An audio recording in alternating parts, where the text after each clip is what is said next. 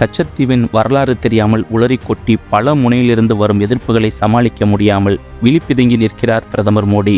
தமிழ்நாட்டு பாஜக தலைவர் அண்ணாமலைக்கு பிரதமர் மீது என்ன கோபமோ தெரியவில்லை. கச்சத்தீவு விவகாரத்தில் பிரதமரையும் கோத்துவிட்டு அடி வாங்கி வருவதை வேடிக்கை பார்த்து வருகிறார். இந்த விவகாரத்தில் எதிர்க்கட்சிகள் கடுமையாக விமர்சித்து வரும் நிலையில் தற்போது பாஜகவின் மூத்த தலைவர் சுப்பிரமணிய சுவாமியே பிரதமர் மோடியை கண்டபடி வருத்தெடுத்துள்ளார்.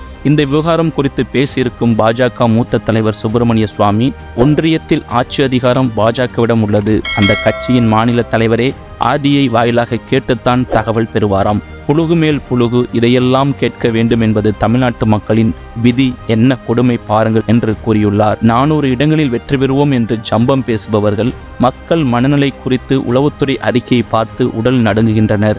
எதை தின்றால் பித்தம் தெளியும் என்று தேடுகின்றனர். அவர்களுக்கு தமிழ்நாட்டில் உள்ள வெற்று தலைவர்கள் சொன்ன யோசனைதான் கச்சத்தீவு விவகாரத்தை புதிதாக கிளப்பலாம் என்பது.